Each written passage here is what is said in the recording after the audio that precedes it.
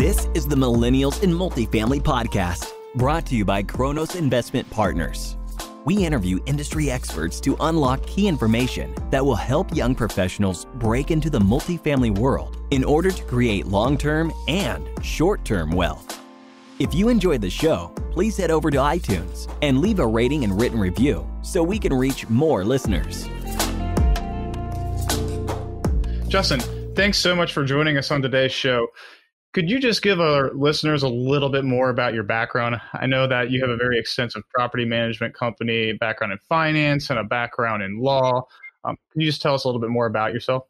Yeah, sure. John and Fritz, obviously, thank you very much for having me. I'm Justin Hentemann with MTH Management. We're a third-party for-fee property management company out of the Midwest, primarily out of Michigan, but we manage properties in a couple different states in that particular area. I started out in this business. My parents originally started the company in 1999, and then I've been running it for the last 6 years. Before that, I was actually got a finance degree from Michigan State and a law degree from Michigan State while I was working full time. So real estate's kind of been in my blood, since I was about 10, 12 years old, and started from being a maintenance guy and worked my way all the way up through the ranks. And now I run the whole business. So it's a blast sometimes. That's awesome. So could you tell us, with the background in finance and law, how did that transition into running your own property management company? Originally, my parents started it. And so because of that, I had already been around it my entire life. And when you're in a family business, it doesn't matter if you're track or football game or whatever's going on. Your dad might be late, coming one time because there was a huge issue or something happened, one of the properties. And, so he gets there, obviously talks to your mom, says something that was going on. Next thing you know, boom, we're at one of my track meets. And it's like, man, I'm going to be running in college. And here I am now talking about property management while I'm sitting on the track field sometimes. So, you can just never get away from it. So from all the way from my childhood up until where I am today, it had always just been kind of ingrained that property management was something that we did. And when I was younger, everything was more focused on your day-to-day type of stuff and some of the work that I would be dealing with, from a more micro or tactical level. So I was a maintenance man or a grounds guy when I was really young, and I moved up to a maintenance man. Then I moved up into being a property manager while I was going to school. I started out in finance, got a full degree at Michigan State University with that. And I was contemplating doing the dual MBA JD program, which would have allowed me to either get probably a master's in finance or something like that in addition to the law degree. I went into Michigan State with that intention. And while I was there, I was working full time. And at that point was segueing more into like the vice president role of our company. So we were growing from 500 units to 1,500 units. We had 2,000 units under management at the time. And, I was the vice president. My dad was running other things. And at that point, I was just like, man, I do not know if I want to go to school for another 2 more years on top of the 4 of undergrad, the 3 of law school. And at that point, I was like, okay, I think JD at the end of my name is more than enough, and we'll call it quits there. At that point, my father's mother had passed away, and I was just graduating from law school, and that was kind of, my dad and I had always, kind of both had type A personalities, so it's kind of like, okay, how are we going to have this like harmonious way of segueing into Justin running the company while my dad was originally the founder? But when his mom passed away, he had some other things that he needed to go deal with, so it ended up being a really organic way of me starting to step in and take over the management company. So 2000 and I believe it was 15 is when I started running most of the day-to-day operations, and from the executive level was handling both onboarding new clients, meeting with brokers and talking with brokers about trying to generate more business. Like, hey, someone that's buying a building, if they're from out of state, why don't they utilize us? I'd love to get in front of them.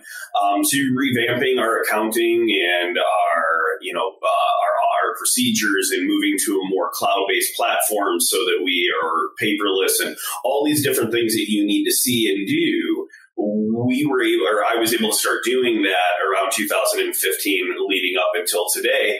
And I mean, did I leverage my law degree or did I leverage my finance degree? I absolutely would say that I did in a more like esoteric fashion. I absolutely did.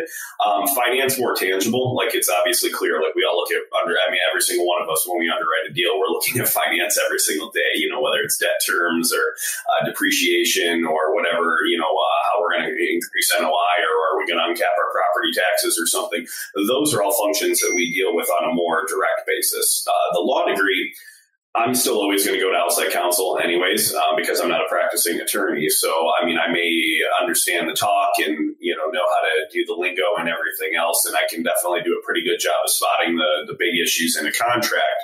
But at the end of the day, I'm still going to go to somebody else and my internal counsel or outside counsel. I'll go to and say, okay, I ran this over. Here's my concerns. What did I miss? And is there anything else that, you think that I should go and press on or something like that? But the other benefit too, you end up, law school teaches you to compartmentalize a lot of material and put it in smaller, manageable groups so that other people can understand it. And I think that, you use that on a really regular basis in property management. Yeah. So 2015, I started running the business and we started making some tweaks and changes to modernize the company. And I think being that we were only 2,000 units, 1,500 units at the time, we were quite nimble. So it allowed for us to adjust and change the sales a little bit so that we were not getting caught in maybe some of the doldrums or the troughs that I think that some of the really large 15, 20,000 unit management companies have been around for a while were so institutionally locked into. I think we were able to come in and make some adjustments. And I think that that's been very competitive for us as we've started to grow over the last couple of years. And now we're up to 5,000 units in, 2 different states. And, throughout the Midwest is both a, large property management company in the sense that we've got big properties, but we also still have that wheelhouse of 40 unit buildings that, are, in my opinion, more challenging to run than a 200 unit complex is at the end of the day. Could you dive into the cloud-based management aspect of property management? How does that give you guys a competitive advantage over other property management companies? There's a lot of different software companies out there for a really long time. Anyone in property management or syndicators, who have started to work with other management companies in different zones have realized that there's a few of them. So you have Rent Manager, you have Yardi, you have RealPage. There's a couple other ones out there too. So Yardi's kind of always been like the Cadillac plan. That's always what a lot of people had utilized. And when we were a smaller company, we used Rent Manager. And they did a pretty good job. And then what we did was that we ended up switching to, we knew that we were going to make a switch. We looked at a couple different companies and we ultimately ended up going with AppFolio. And a lot of people say, oh, AppFolio, like they're typically, they were always kind of known as like more of like a smaller, great for a small property owner. And by small, I mean, because they have like a 50 unit threshold. So you had to be like, 50 to say 500 units or something like that. But a lot of people didn't think that they were great for being utilized on a more, large or institutional level. Well, what happened was they've made a lot of changes over the last 3 years, and they're a completely cloud-based platform right from the beginning. Whereas Yardi or RealPage or some of these other ones, they were originally a legacy style enterprise system that you were going to have on your computer with a database of some form, or maybe you were remoting into a database that they might have had somewhere. But now they have modules or they have a different program that you can now switch over to that is cloud-based. AppFolio kind of was founded in that mindset that that's what they were going to do. We went from being in a situation where everything was done by the number of logins and the number of users, and we're fiscal, in the property management world, we're very fiscally conservative because we don't want to waste our building owners' money, and any type of cost that we have to pass on, we want to be able to make sure that we can quantify it and explain it and tell them why we have it. So what we ended up doing we always used to find that before we switched to AppFolio, we used to have, we were always trying to condense our number of users. We were always trying to find a way to only have, maybe 1 or 3 or 6 logins when in reality we might have 10 employees or something like that. So one of the great things with switching AppFolio was we were able to go and have a user for every single one of our employees. And when we did that, now you have the access to your software system no matter where you're at. So you are out in the field, every single one of my property managers, every single one of my maintenance technicians, my regionals, executive staff, back office, the whole 9 yards. Everyone's got to log in. They log into the software. They all see the same thing. There's never any issue with people not being able to pull real-time information from the same database every single time. So we started leveraging, maintenance men, online work orders, forcing residents to have online portals, and all of that kind of segues to us being able to provide a more real-time, up-to-date, in-the-minute answer for a building owner if they shoot me an email and say, hey, Justin, why do I have 3 vacants? Or, I noticed that CapEx was really large for the month of February. What was that spent on, or something like that? And the other nice thing, too, and probably most important, is that anytime you can get we're all in the business of collecting rent, whether it's through occupancy, but also through delinquency too. So one of the great benefits of AppFolio is that they have an e-lease function. So in the e-lease function, what they end up doing is that right from our website, you fill out your application. It moves you into a portal. We approve you through the portal, or we approve you through our software system, and then it converts you into a tenant. And when we do that, we can send them an e-lease, and they can it's through software, through AppFolio, but it's similar to like a DocuSign. You initial bottom of every page, and then you sign. Well, that automatically rolls you into an online portal, and it immediately asks you to pay your security deposit. And the best way it does that is boom, put in your credit card, put in your bank account information, and it defaults to make rent payments on, auto deduct your rent payments from the first of the month. So the nice thing is that if you are utilizing the system from stem to stern, you're going to be able to get someone who goes right in from filling out an application to then suddenly getting an e-lease to then having their portal opened up, and unless they check out of it, they're automatically set up to pay rent on the first of the month by auto based on their credit card or their bank account.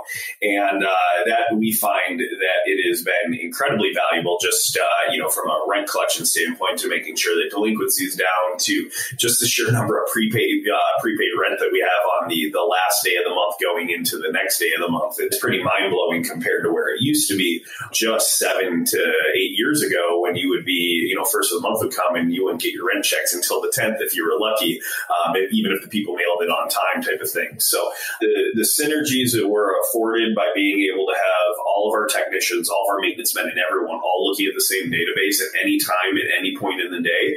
And then the fact that it forces a lot of your residents to utilize it.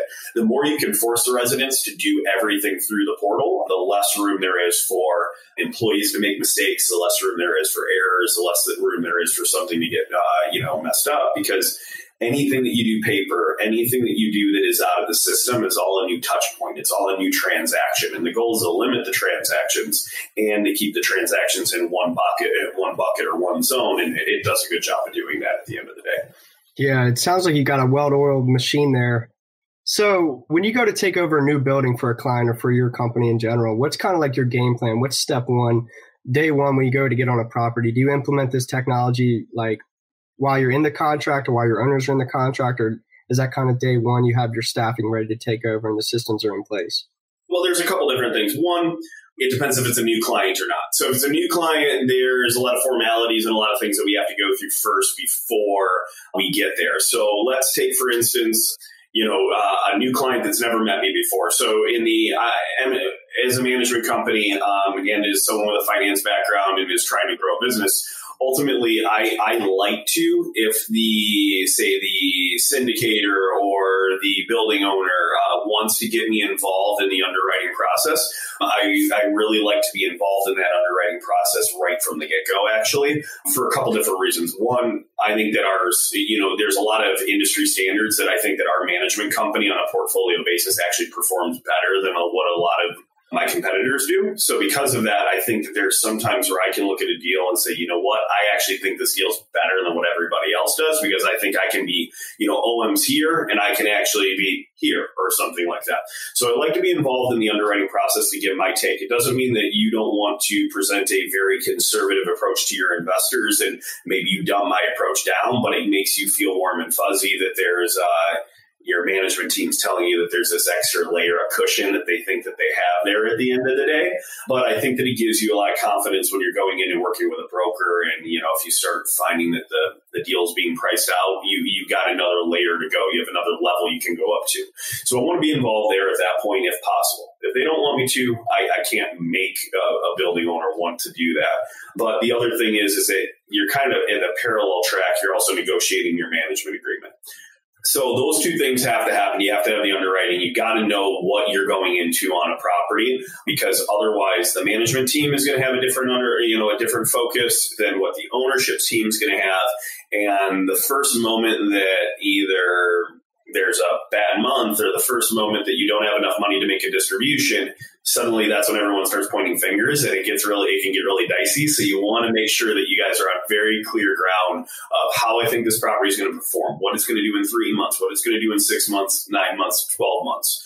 And being more seasoned now, I try to convey, depending on the type of asset class, like on Class A, I know that things are going to run a lot smoother. On Class B, I know they're going to work in this particular direction. On Class C, especially with a heavy value add, I can be like, look, you're going to have certain problems that you're going to deal with, and you're going to have to get rid of bad tenants out of the property. Your vacancy is going to go up before it's going to go down, type of deal. And you want to outline a lot of that before you even get to the point of taking on a property at the end of the day. So we've had the discussions, we've talked about the underwriting. Now it's going to probably cover your due diligence process. So obviously, as a property management company, we're very sophisticated at going through, looking at roofs, looking at boilers or heating, whatever the type of mechanical equipment there is, spotting floors and roofs and all these different things that you want to go and look at. So between ourselves and, my cadre of, outside contractors that I rely on, or sometimes even my building owners or investors, connections and friends, I'm going to go ahead at the end of the day and we're going to come in and we're going to do our due diligence package. So we're going to mark down every single one of the units, what they look like. We're going to go and talk about every one of the key CapEx components like asphalt and windows and roofs. And we're going to put that all together in a packet. And we're going to see if that differs from what we had originally thought in our underwriting process. And if there's a material change there, we have to determine whether or not we can deal with it, whether or not maybe we need to go back to a seller because it was misinformed or misrepresented. Or ultimately, at the end of the day, we just need to say, okay, we really wished it was only going to be $300,000 in day one CapEx, but now we're up to, closer to $400,000. But we have the capital, we had that in our contingency, and we feel comfortable with it, and we're going to move forward with that type of a deal. So due diligence would be next. That's going to be your next step that you're going to go through. And then you're going to get to the point of, okay, we're comfortable with the due diligence. We're comfortable with the underwriting. Now we're actually going to finally get to the point that the building's going to close, and we're going to start going through that process. So when the building's going to be coming up for close, and we actually have to enact our day one strategies, you're obviously going to be able to, there's always this fine line with sales because sometimes brokers like to kind of hold everything very tight-knit to themselves all the way into the last minute. And then as soon as that close happens, then suddenly they're gone. And you're like, you're good. Take care of it. It's all on you now, man. And I love brokers. You need them. They're an essential component to this business.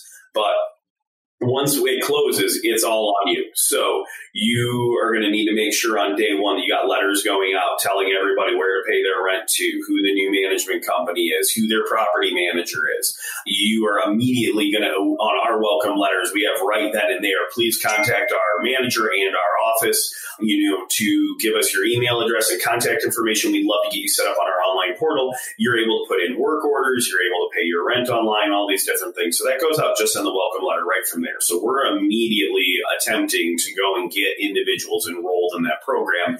In addition to, if you're buying from a more sophisticated seller, you might actually have leases with a contact directory and emails. And if you have emails, we put that all in on the tenant page, like when we're building out the property and the rent roll and the individual units and who the people are. Our software system, once it has your email, it's automatically going to send you a portal invite right from there. So we're going to pump that out as frequently as we can. And then obviously, once we get those people into the system, we're going to be able to leverage the online payments. And it might take 6 months typically, or 3 to 6 months, depending on asset class. But that's going to be one of our day one strategies, in addition to whatever our day one CapEx plans are. If there was big ticket items that we're going to get hit immediately, or maybe it's a value add play on a more stable asset where we're going to come through and we either have to make the determination that we're only going to do these upgrades as units come available, or we've even been so aggressive in a certain instance where we actually came in and told the residents, like we gave them a month notice and said, hey, we know you're living here. We're actually going to come in and replace your kitchen while you're living there. You're going to get to keep it your current rental rate the way that it is until your lease expires. And then once your lease expires, then I'm going to hit you with an uptick, or they're going to move out and you're going to re-rent it to someone else.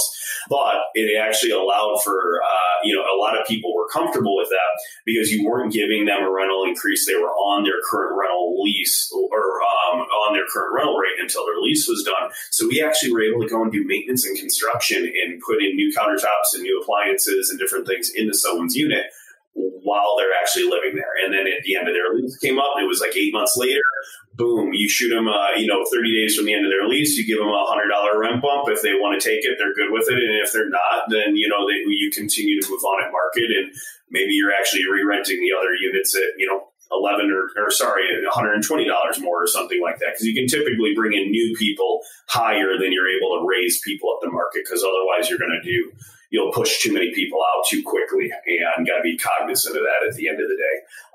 So that's kind of the strategy and how you're going to go from both the underwriting to the closing to your day one level items that you're going to take care of.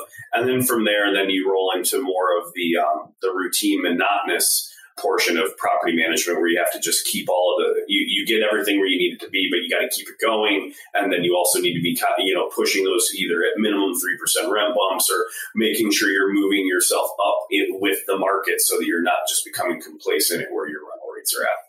I love what you said, though, how when you need to go into your tenants' units, which some of them may view that as a disturbance. You're coming into the unit, you're doing construction, but you're phrasing it as a benefit. Like, hey, we're going to remodel your unit and you're going to get to live here for the exact same price. And you're going to have all of these additional amenities. What I'm curious, though, is if you're managing, C-class assets amongst the lower income tenants, what types of challenges do you run into when you're trying to set them up on automatic payments and maybe they don't even have a bank account?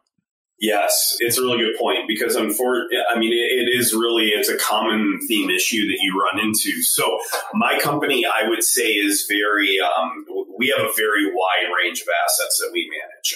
Of our 5,000 units, we stretch all the way from one tier high-end Class A. Then we have a student component on Michigan State University, or on Michigan State, sorry. So you have student, then you have the normal conventional, and then we even have an affordable component. And the affordable is going to be like low-income tax credit, rural development, and MISHDA, which in the state of Michigan, MISHDA is like this, it's like a sub-tier that HUD gives authority down to.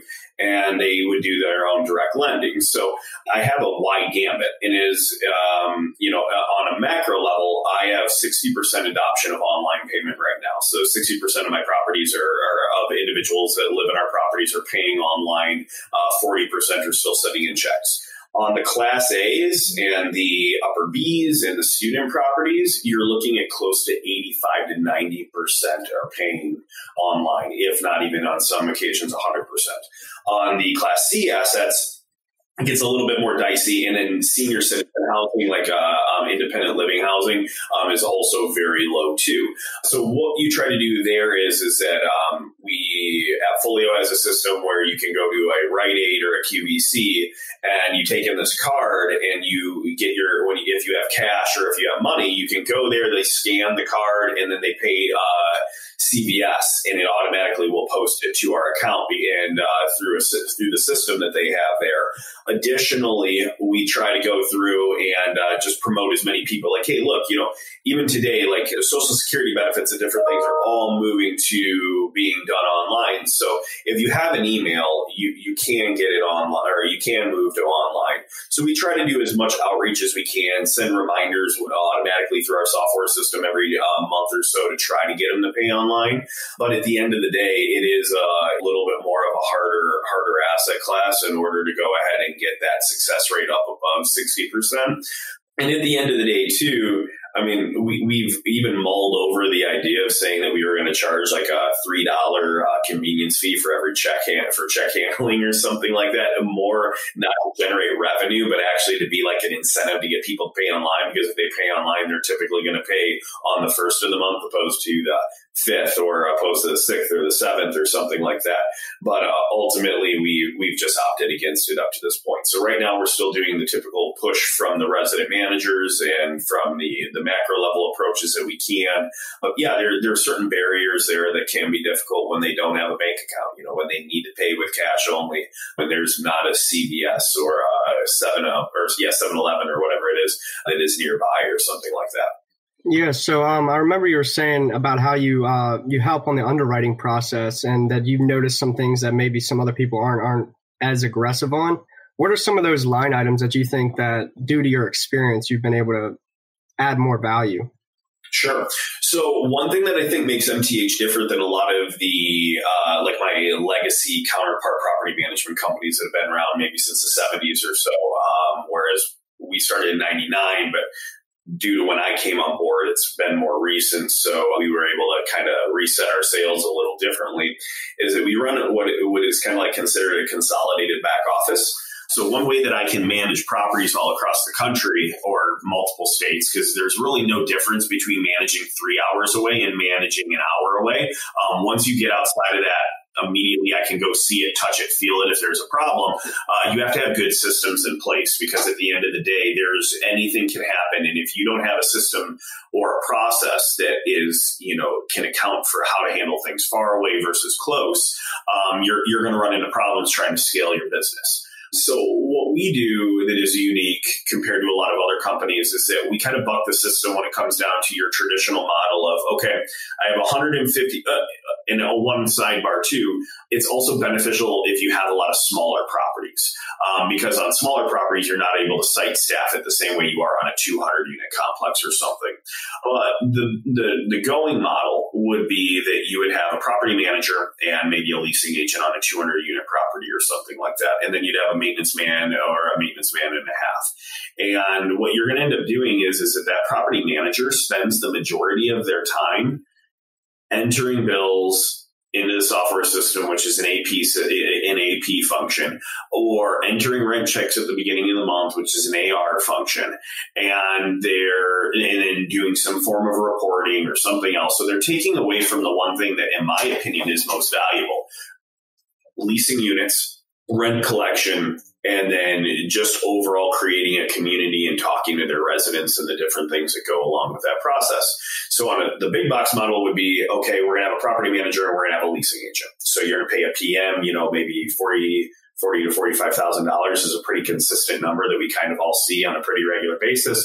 Leasing agent might be $13 to $15 an hour on an hourly basis. Maybe that leasing agent is only working a couple days out of the week. Maybe it's not a full 40 or something because it's only 200 units. My company is not going to prescribe to that same function. So what we're going to do is we consolidate our AP and our AR in our main corporate office.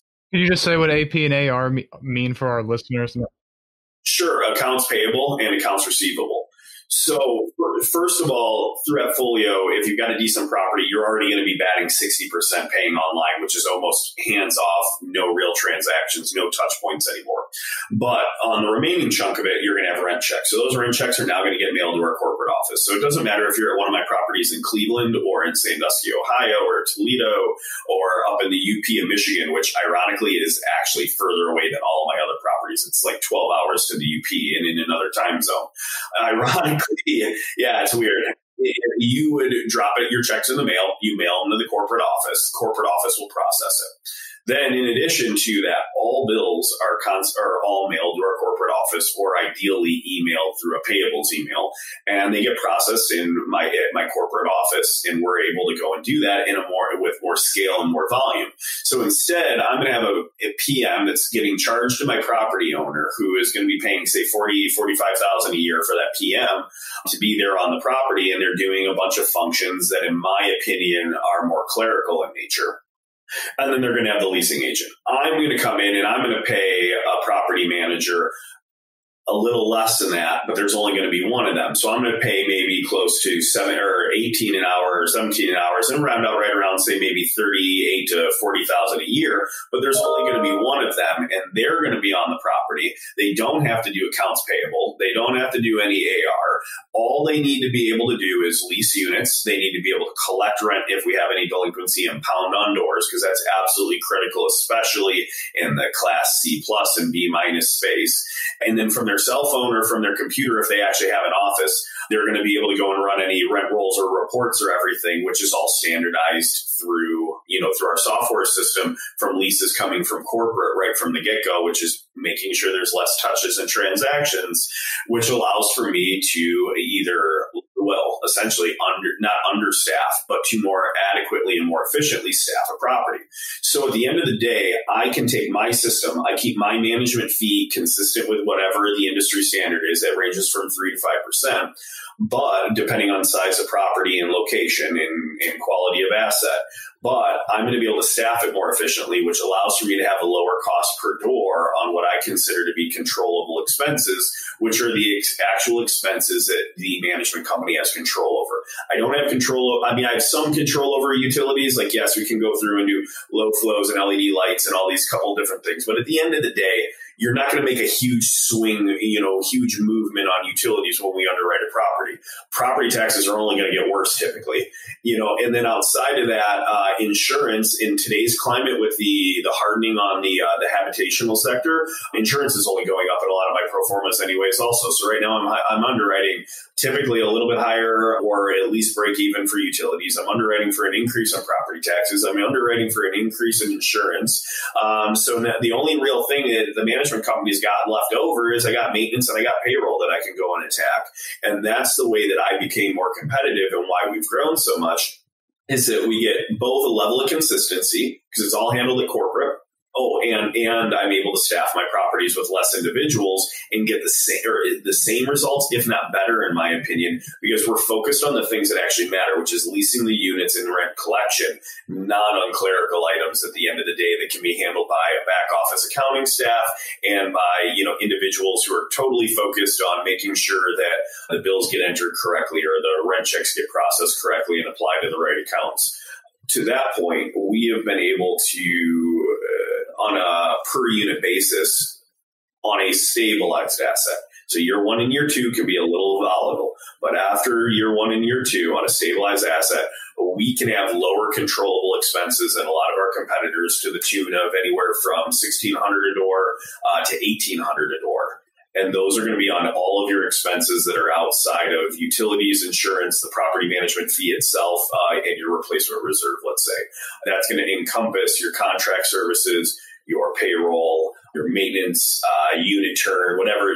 Everyone has a few different categories on their pro formas that they want to use. But it's going to essentially take all of those admin and advertising, put it all into one bucket, and we perform better because the industry average typically is closer to $2,000 or $2,100 a door, let's say. So our listeners may not be able to see me, but I have a big smile on my face just hearing you talk about all those numbers. That's like stuff I'd really love to hear. So what types of training should your property management company be providing, though, for your leasing agent, to your collections officer, and to your maintenance person so that they can adequately do their job? Well, so first of all, one of the most critical things you want to talk about is fair housing. So that's a given. Fair housing is an underlying process that needs to be, taken care of, identified, and trained annually. So every year, property managers, maintenance men, everyone are either going to be, comes a corporate or done through like a Zoom or like a voice over or Skype or something like that, depending on which one we're using. Everyone's going to have some form of a function where they're going to go through fair housing training. That's a given.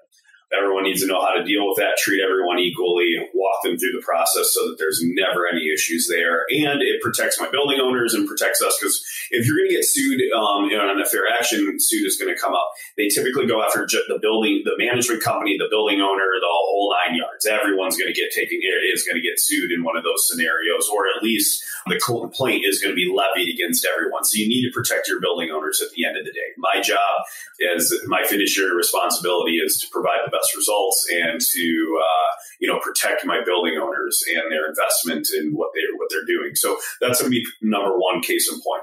From there, we have, obviously internal handbooks. We have a regional manager who covers 1,000 units. So I run like a silo approach. We have a regional manager that covers 1,000 units.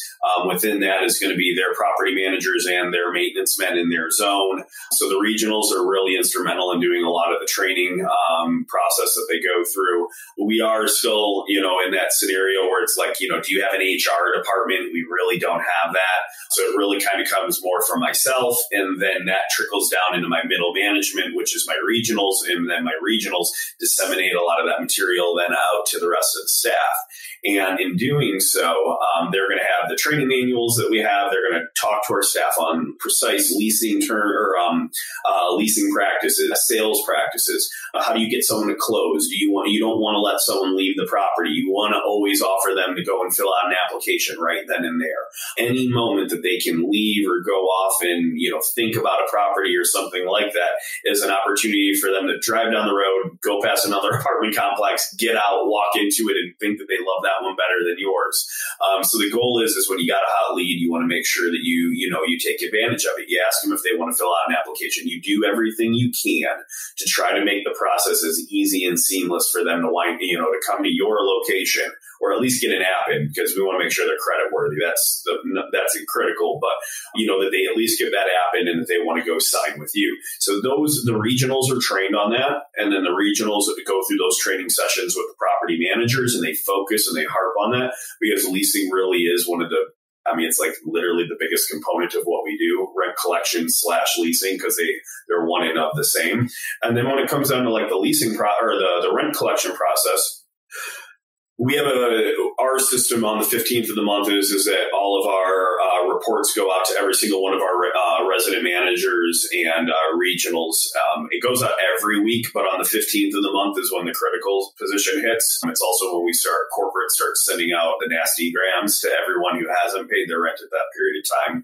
And we teach our property managers to go out there and pound on doors. It's not good enough just to shoot text messages or to shoot an email that says, hey, you're behind on your rent. You have to try to get out there. You got to try to make contact with individuals. The old adage that squeaky wheels get greased is still just as true today as what it was 30 some years ago. So we live in a digital world where we are able to communicate so easy, so freely. But at the end of the day, that personal touch or that actual physical face-to-face, hey, look, you haven't paid your rent. I got to get this paid. My boss, my building owner, my whatever you want to say that makes someone want to go in and write that check, whatever it takes, that is always done and still at this point is still most valuable, we feel, when it's done face-to-face or with a good, knocking on the door or something like that. So the staff's out there doing that from the 15th until the 30th or the last day of the month, at least, trying to get as much of that revenue in as they can in that period. And at the same time, you're obviously leasing, and then you start the month all over again. So you get 1 month and then you fight it all over and then all over and then all over 12 times a year. So, they're out doing that. From the maintenance man standpoint, though, they're obviously taught on fair housing, and then their packet or their handbooks and their process is completely different, because now you're talking about guys that are changing out toilet seats and light fixtures and, sometimes doing kitchen rehabs and replacing vanities and P-traps and all types of different things that you're going to be messing with. Their level of sophistication isn't necessarily very easy to just train. If they don't have it, they may not, they might come in at a lower price point and work with a more skilled maintenance man or a more legacy maintenance man. But at the end of the day, they're going to go through the same fair housing stuff. But then a lot of that on-site training is either intangible to them because they, used to be a tradesman or something like that. Or B, they're going to work with one of our other legacy higher up maintenance men, and they're going to work together through the process so that they learn, how to change a wax ring on a toilet, or how to go and replace supply lines or the guts, or any of the myriad of things that we deal with on a regular basis in property management. Could be pipes underneath the sink or a bad supply line or anything. So their process is a little unique, but the property managers, they have a very structured approach, and you have a definite amount of time spent on leasing and sales, and then on rent collection, and how do you go out and get people to actually write the check, because that's what you need at the end of the day. So is there anything that you make sure all of your maintenance men are trained in, such as do they need to be familiar with HVAC systems? So I would say, well, a couple things to that point. Michigan's a little unique.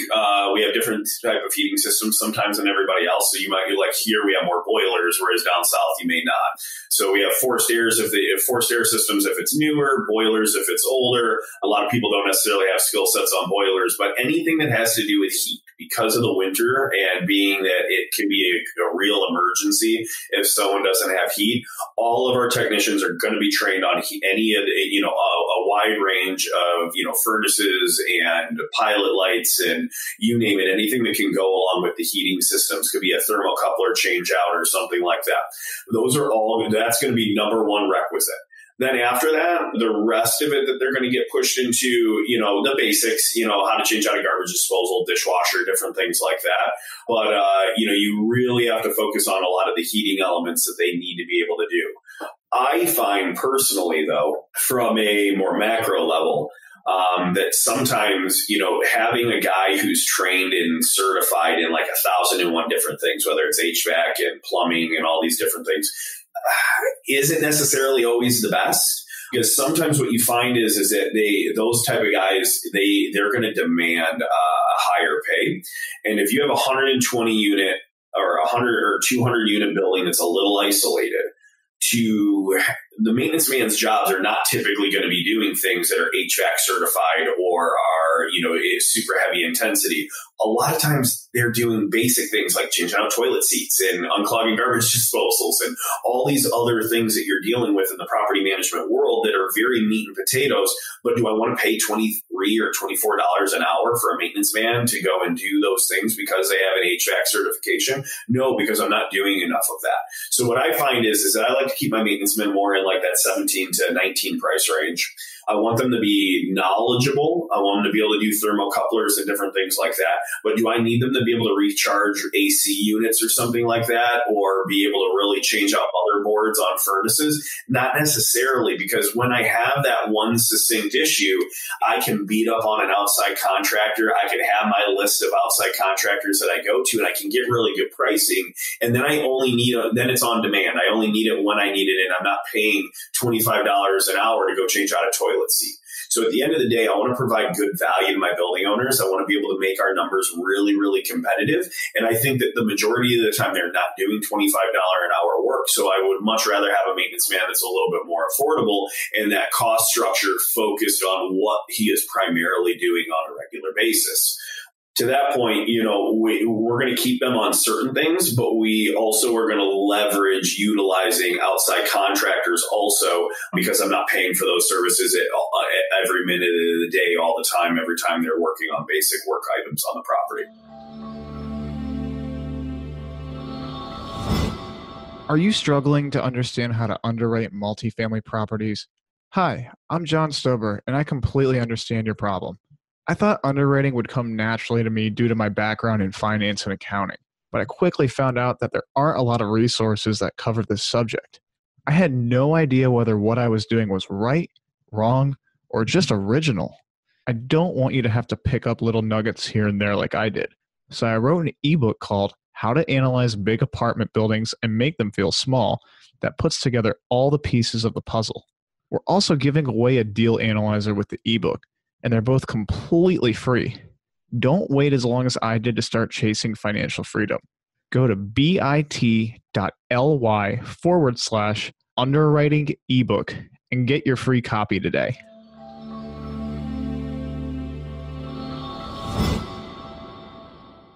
You said you help with due diligence for the building owners. Are there anything that you come across during that process that are just like deal killers? You tell your owners to turn around and run. Is there something that is just hands off? I don't even want to mess with it. I don't know about completely hands off. I don't want to mess with it. I think that there's a price for everything. I'd buy a shoe with a hole in it if it would make me money. That's the finance side of me. We can all bitch about the CAPM model, but at the end of the day, I think there's a lot of benefits to this idea that, for every ounce of incremental risk, we want to be able to have an incremental amount of reward. So to that degree, I would say that at any given point in time, there's going to be things that you're going to find in due diligence that are going to scare you, or there's going to be things in due diligence that you're not going to like.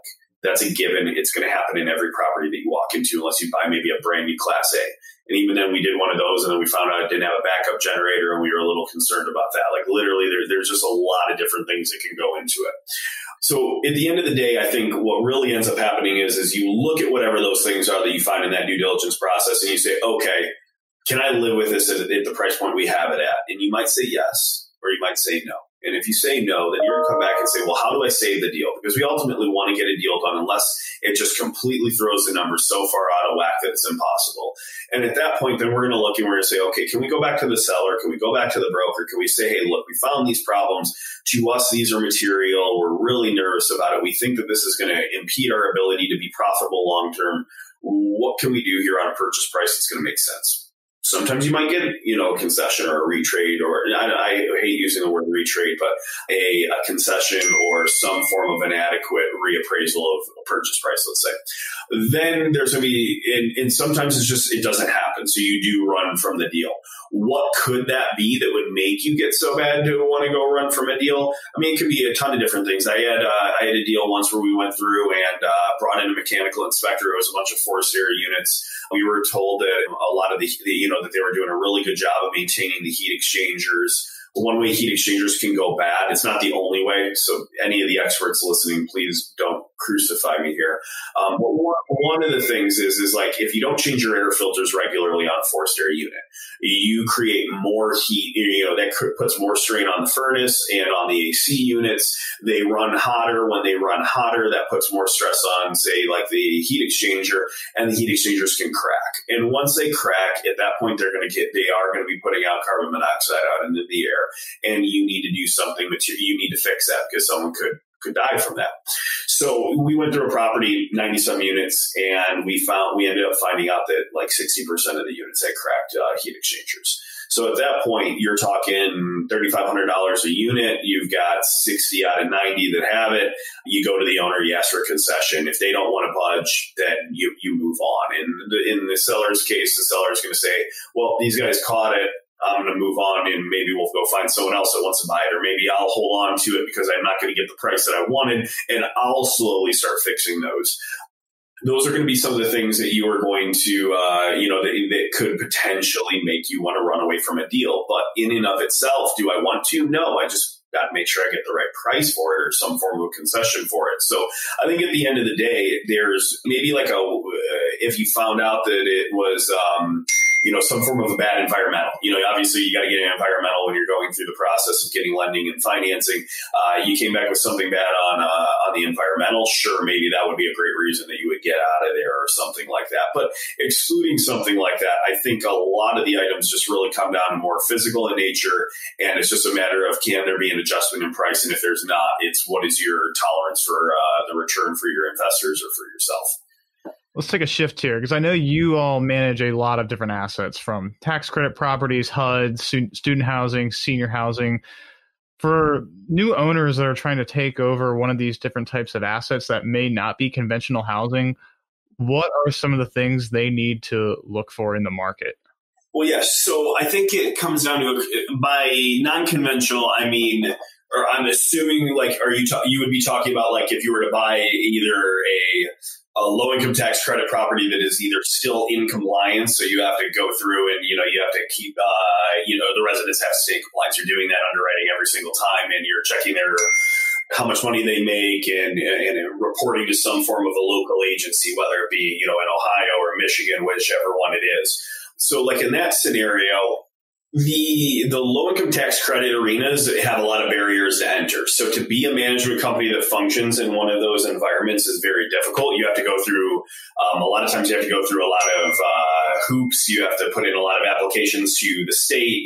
They look at you. They make a determination on whether they'll even allow you to be a preferred agent. So they make it difficult. And barriers to entry have two different approaches. One, you could, on one side of the coin, you could say, oh man, it must mean that you must be a really damn good management company because you made it through the threshold of being able to get into it.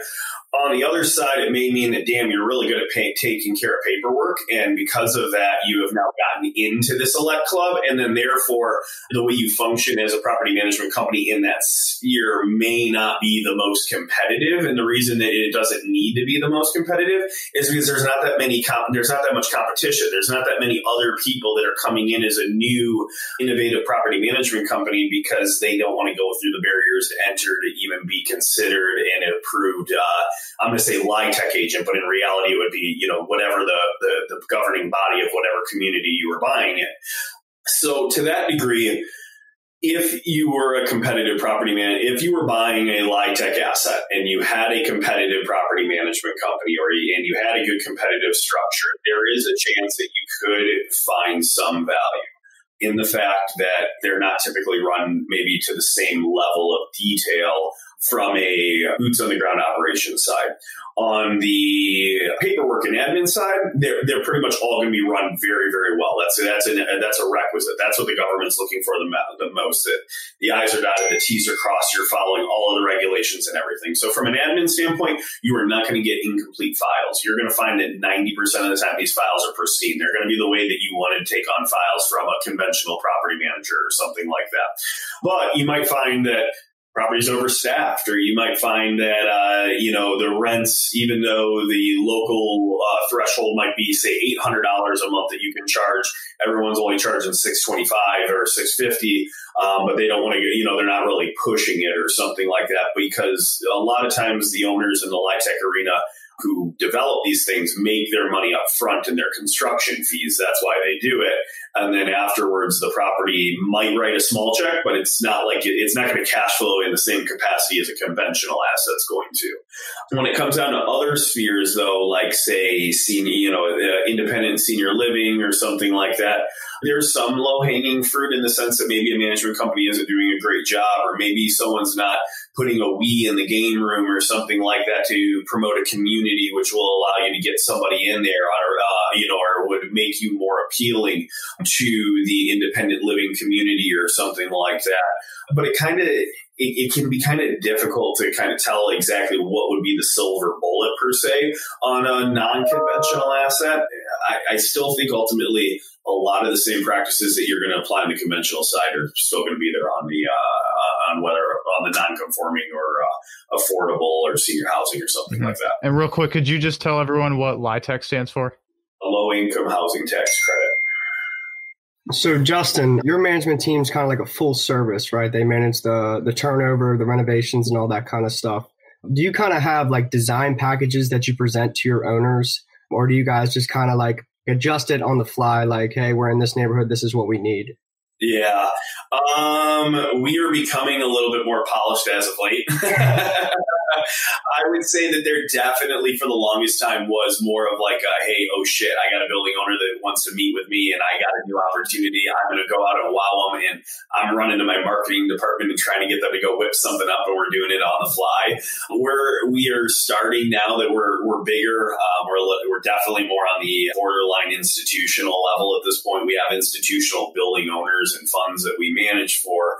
We are really putting the cold hard press on getting the well glossed over packages and bios and headshots and different things like that. Like even to this point, like I've never really gone out and gotten a headshot. I've always just it's always been my family's business. I took it over. I never got one type of a deal. So we're at that point though now where that's the things that we're starting to really put together and stabilize. Now, does that mean that just because I don't have a really glossy deck sheet or something like that, or didn't, mine's pretty darn close at this point in time, might be tomorrow or the day after, but that doesn't mean that there aren't certain things that you want to be able to provide to your building owners or, the purchasers or an investor or something right up front. And we do have those, whether it's, your due diligence packets and different things like that. We do have those type of material already put together, but now it's just more about branding it and making it look really appealing and putting it in front of somebody. So yes, we do. We have all of the things that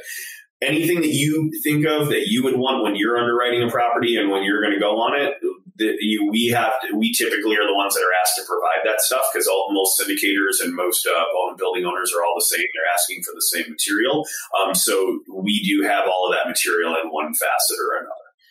going along with that, how do you find like the best rent comps? Some people go on apartments.com, Yardy's been used. What's some of the ways that you find the best rent comps for renovated units? So first of all, when I want to go and present it over to a potential building owner, we're going to print off the same CoStar report that everybody else is going to, because it looks good and you want to be able to have that. And it's a lot of numbers and a lot of graphs that are all given out to somebody. We're going to do it just like everybody else's. But I still think cold hard boots on the ground, or good quality phone calls, is still the best way to go. So a lot of times you'll find sometimes the material is a little stale, or it's not reflecting certain promotions or different things like that. So I still like to have my marketing department go out and take, 20 properties in a zone, or depending on how large the geographical area is, maybe it's 5 properties, maybe it's 10 properties, maybe it's 20, to make sure that we really encompass the market, to go out, cold call, and just talk with the other property management companies, or talk with the mom and pop operators, and just ask, hey, how many units do you have? Are they 1s and 2 bedrooms? Are you renting them? Are you doing any promotions right now? All the basic questions.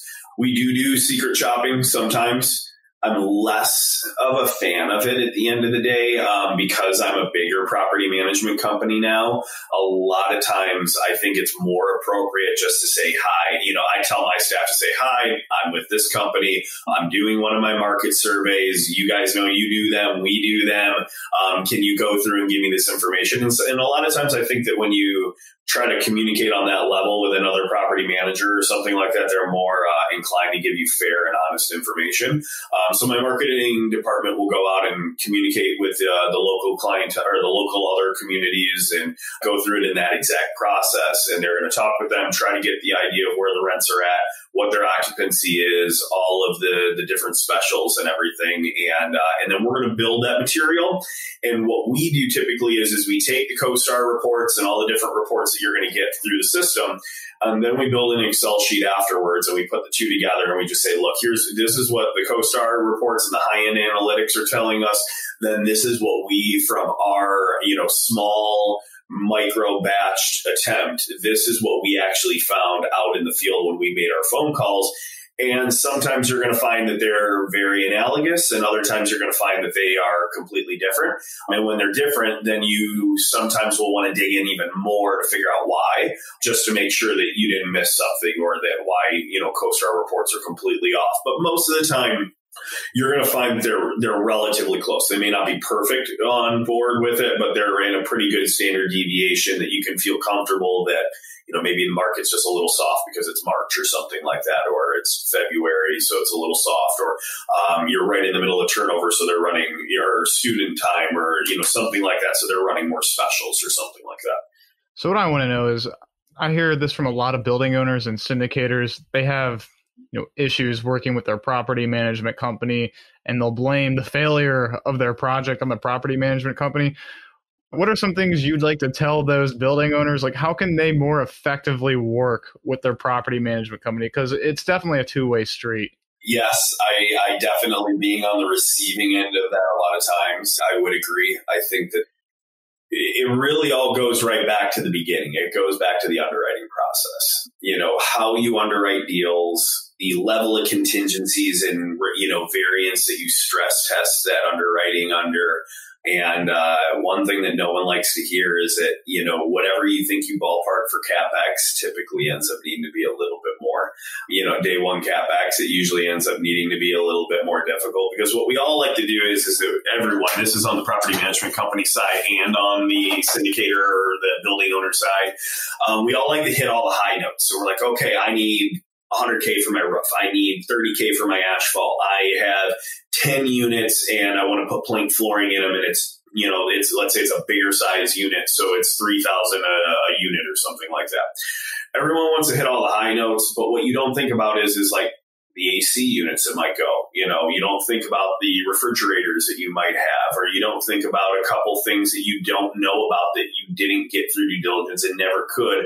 Like, you go in there and in the first week you have a big sewer backup because one of the, you have a waistline pipe that's got a crack in it or something like that. So what we try to do, and as I've gotten older and wiser, is that now I try to come back, because I've made plenty of those mistakes too. And in hindsight, I will sit there and say, you know what? At the end of the day, I did a piss poor job of, helping my building owner underwrite that deal. And then there's other times where I did tell them what they needed to be careful of, and they didn't want to do that. And we have emails that document that. And sometimes you got to reference the fact of, hey, I told you that we needed an extra $50,000 in CapEx, and this is a good example of why. So I think you have to have, it all comes down to that underwriting process. It all has to come down to how you stress test your numbers. Can I tolerate 7% vacancy for the first year opposed to 5 or something like that? And it gets really messy, not messy, but it can get complex depending on the asset classes. I can tell you right now, on B plus assets and better, you are going to have less variance than what you're going to find on a C plus value add. Why? Because there's typically, more deferred maintenance. There is more payment issues.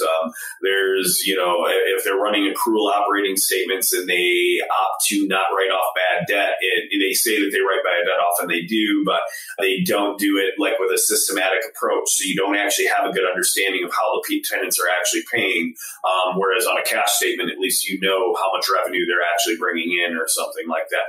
There's all these different things that can go into it. And each time you need to really take your model, test it under a couple different poor conditions, and as long as it comes out clean under a couple of those poor different conditions, then you can say, okay, I feel really comfortable with this. We can move forward with it. And then communication is always key. You always have to talk to your building owners. You always have to send them emails. You always have to make sure they're in the loop.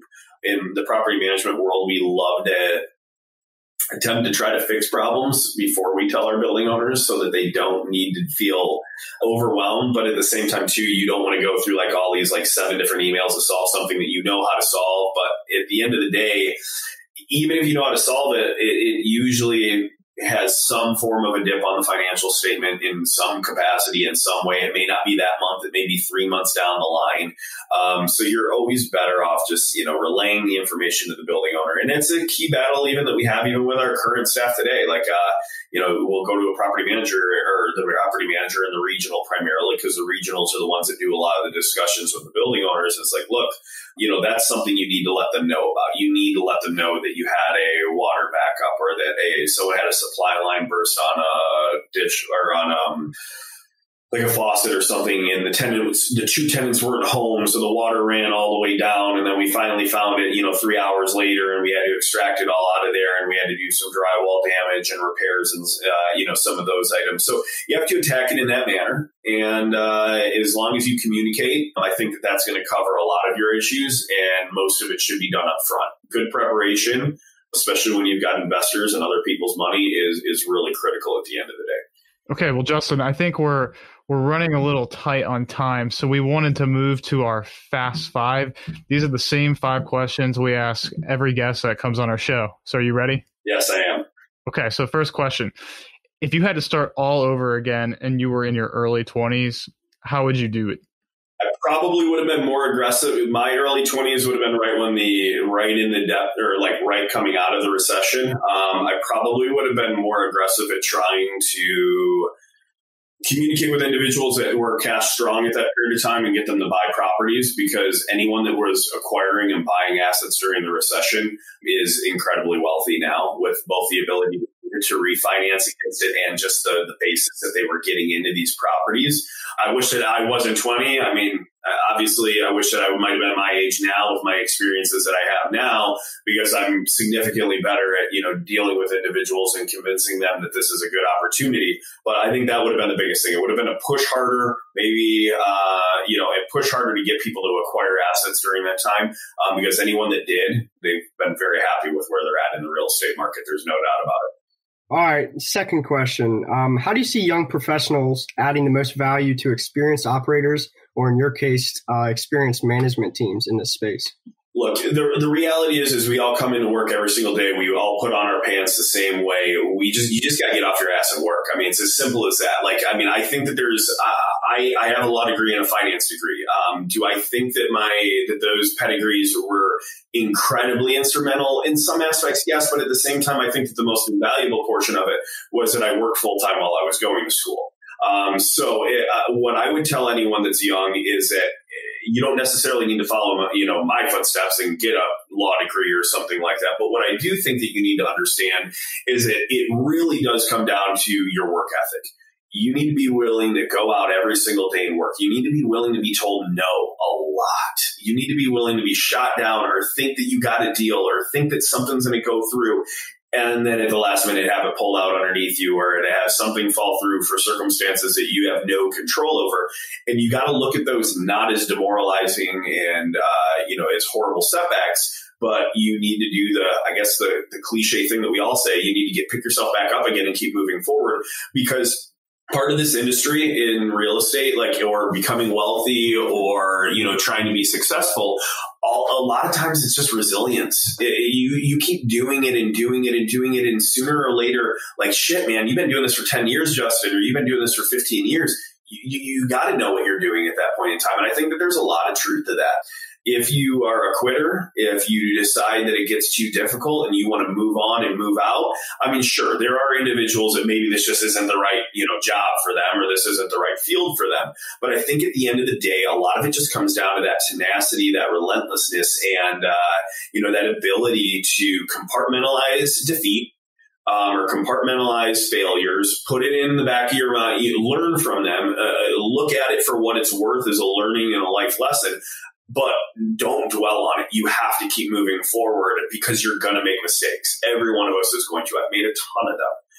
Fortunately, not with with other people's money, as much as it was just dumb things that I did that I had to pay for. But, at the end of the day, you got to keep chugging along and keep going at it. And those experiences when you get to 35, I'm 32 now. So I guess, I feel like I'm 50, but, when you get to that age and you look back at 10 years in the field, you're going to say, man, I learned so much, or I'm glad that I stuck with it. I think that's probably the most important thing, because, everyone's smart. There's a lot of smart people. There's a lot of not so smart people that are very successful, though. You just have to keep plugging away and keep working at it. Yeah, I think that's so true. The grit, and it's hard to beat somebody who doesn't quit. So that's right on point. That's the perfect segue into our next question, though, which is, what's the biggest mistake you've made in your professional career, and how have you since adjusted your business? Oh, man. So I didn't come prepared for any of these questions. So I love the fact that I have to answer on the fly. What I'm going to say is this. I'm going to take it as MTH Management as a whole, because it has been a family business. So even though I wasn't running the company at the time, being it was my father's company, but at that same point in time, I was a type A personality, so I've been, fighting with him since I was 10 years old on how to do things differently. And needless to say, though, I think that, when we first got into some of the larger style institutional building owners, and when we first started getting into some of the low income tax credit type of properties, we believed that the boots on the ground mentality, that how you on paper was going to be the most important thing. And what we didn't realize is that, yes, performance is incredibly, incredibly important.